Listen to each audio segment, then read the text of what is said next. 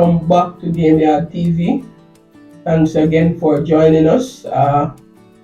We will be looking on day 2 of the first test in Perth between India and Australia. And day 2, I think, was a contrasting day when compared to day 1. Day 1, as I would have said in the last video, 17 wickets would have fallen on day 1 and 217 runs would have scored, right? And India on day 2 would have gotten a few early wickets. As I said, Australia would have closed day 1 on 67 for 7, right? And as I said, they would have India would have picked up a few early wickets, But what it was, very, was very noticeable to me is the way that the pitch would have played on the second day, right? It just seemed as if that, somebody, when nobody was looking, they just picked up that pitch and changed it. The pitch just been playing differently, comparing to day 1.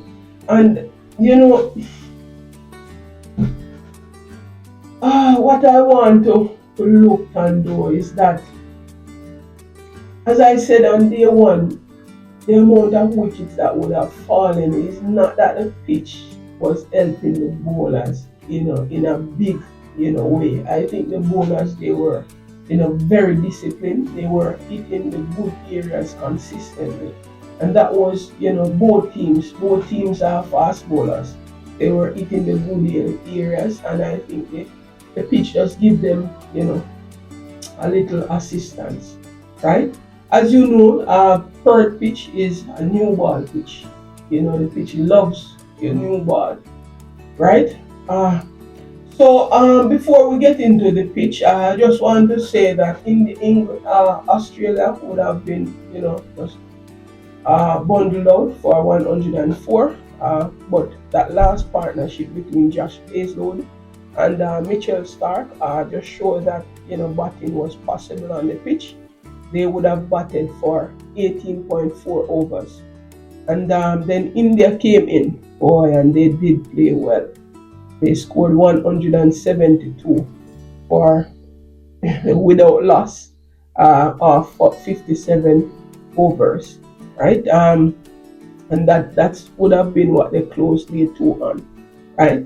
But before we talk about the change in the wicket, just let's talk about Bumrah's bowling. As I would have spoken extensively about Bumrah yesterday, but we know that Bumrah is a world-class bowler, and when you think about it, if anyone would help Australia to a sizable total, right, it would have been Alex Carey, right? Alex Carey has been scoring, some really good, runs in the domestic league, and I think he would have scored over 400 runs for South Australia in the domestic league, right? So we know that he is in good form, but he was undone by the first ball of the second day by Jasprit Bumrah, and that allowed Bumrah to take a 5-wicket haul. His 11th of his career so far, right? Jasprit Bumrah would have bowled 18 overs, 6 maiden. He would have conceded 30 runs, right? And he would have picked up 5 wickets at an economy of 1.7, right? And what I think, about the second day, I think when you check the temperature in Perth, I think the day would have been much warmer on day 2 compared to day 1. So I think probably the moisture was, some of the moisture was dried out because of the humidity.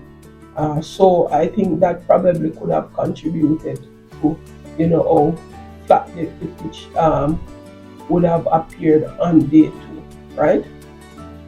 And as I said, based on my experience, Perth is a pitch that loves new ball. So as a batter, if you can stick around until the ball, gets older, then batting become much easier. And I think that's what Jaiswal and Rahul would have done. They in the second innings, even though their start was not a walk in the park, right? It was, I mean, they had to be disciplined in leaving the balls, right? They had to be, very solid defensively, right? They still have to play, well in order to survive the early session, but they stick to their game plan, and they, as Rahul, as this more senior batsman, he would have, spoken a lot to Jaiswal in terms of how they will, be patient, and how they will, seek to score runs, and they did that very well. I was so impressed with Yashashvi Jaiswal. And as I would have said in my vlog when they were playing against Bangladesh, right? Uh, my acid test for Jaiswal would be how he will approach the game down under, right? And he has not disappointed viewers and subscribers. He has not disappointed. Jaiswal, in his little career so far, he is, you know, uh, we know that he is a player who likes to get things going, quickly, right? We would have seen how he would have lit up the IPL, for some years now, with some destructive power hitting at the top, right? But in this innings, he was very circumspect. He was very patient, and we just, he's just this 50 that he would have scored on day two. Is one of the slowest 50 he would have scored in his career so far. He scored this 50 of 123 deliveries, right? I have seen him played similarly in India against Bangladesh in that first Chennai test, right? When Bangladesh bowlers, Hassan Mahmood, they were all over India, and I see Jaiswal, he just stuck around while wickets were, tumbling around him. I think in that first test, at one point, India was at 6 for 144, and Jaiswal stuck around. He played, through that tough conditions, and that tough wicket to play. He grind out, an half century. I think in that match, in that innings, he would have made 56 from 118 deliveries, right? So it's not that I am seeing Jaiswal playing this kind of role for the first time, right? And that is good to have in your arsenal, because sometimes you have to know how to change gear, as a batter, especially over at the top of the order, right? Because sometimes conditions will be tough and it requires some, good temperament. So, and another innings I can remember with Jaiswal, tough innings, was his debut test against West Indies. He would have 104, right, in his first 50, right? And we know how that innings would have, how what would have transpired in that innings. Jaiswal went on to make 171, and he faced 387 delivery, and he batted for more than 500 minutes, right? So we know that Jaiswal can play these innings, and today scoring 90 of 193 deliveries show that he can be very patient, and he can apply himself to the conditions. The number on the screen, they can show you, how, quickly or how slowly Jaiswal can bat.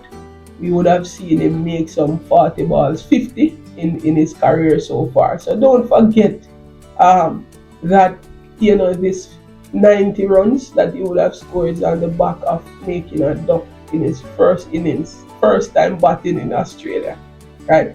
I think it is a very commanding performance with skill and technique, and we must not forget the mindset that it takes, to get the job done, right? So Jaiswal, as I said, is a quality player. You know, KL Rahul, classy player. But my issue with KL Rahul is his consistency. You know, at this level, at the test level, his numbers in the test, his test numbers are not a true reflection of the quality player he is. You know, I think he needs to be more consistent and similar to how he plays in the white ball. Cricket, his numbers are much better in white ball cricket than in red ball cricket.